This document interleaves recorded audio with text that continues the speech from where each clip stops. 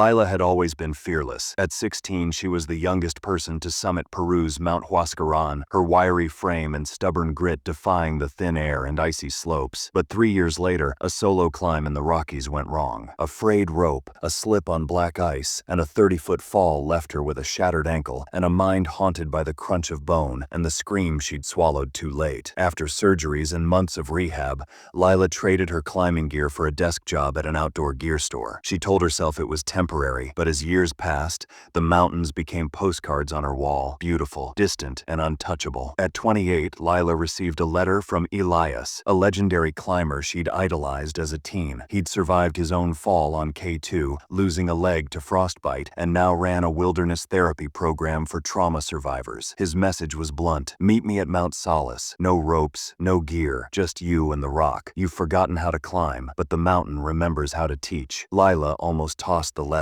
Mount Solace was a jagged, isolated peak in the Cascades, infamous for its sheer cliffs and sudden storms, but Elias's words gnawed at her. At the base of Mount Solace, Elias waited, leaning on a carved wooden cane. His prosthetic leg gleamed in the sun. Rule 1, he said. You don't climb up today. You climb sideways. He led her to a 50-foot cliff, its face pocked with cracks and ledges. Free solo it, he said. Without ropes? Are you insane? Lila snapped. The fear isn't in the height, Elias replied. It's in the stories you tell yourself. Today, you rewrite them. Shaking, Lila pressed her palms to the rock. The stone was cold, alive. Her first grip slipped. Her breath quickened, but slowly, muscle memory woke. Shift weight. Test the hold. Breathe. Halfway up, her bad ankle throbbed. She froze. Look sideways, Elias called. Not at the peak, not at the ground, just the next handhold. She inched forward, sweat stinging her eyes. When she reached the top, she collapsed, trembling. Elias nodded. Now down climb. For weeks, Elias pushed her. They scrambled up boulders, balanced on narrow ridges, and slept under stars. Lila's hands grew calloused, her nightmares quieter. But Mount Solace's true test came on their final ascent. A storm rolled in as they neared the summit. Wind lashed the rocks. Sleet turned the granite to glass. Lila's boots slipped. Elias, climbing behind her, shouted, "Trust the mountain. It's not your enemy. It's your teacher." She pressed her cheek to the rock, feeling its ancient pulse. This is how it ends, she thought. But then, a memory surfaced. Her father, teaching her to swim as a child. Don't fight the water. Let it hold you. She stopped resisting. Let her body flow with the mountain's contours. At dawn, they reached the summit. The storm had carved the sky into a crystalline blue. Elias pointed to a narrow ridge. Time to fly. Tied to Lila's back was a wingsuit. Elias's final surprise. You spent years fearing the fall, he said. Now fall, on purpose. The cliff dropped away into nothingness. Lila's heart hammered, but then she laughed, a wild, unburdened sound, and jumped. Wind roared in her ears. The valley spun below. For the first time since her accident, she felt free, not fearless, but alive. Lila returned to guiding climbs, specializing in trauma survivors. At the base of Mount Solace, she pins a photo of Elias, who died peacefully 2 years later, to a cedar tree. Under it, she carves his mantra: the mountain doesn't care if you climb it. It cares that you learn to climb yourself.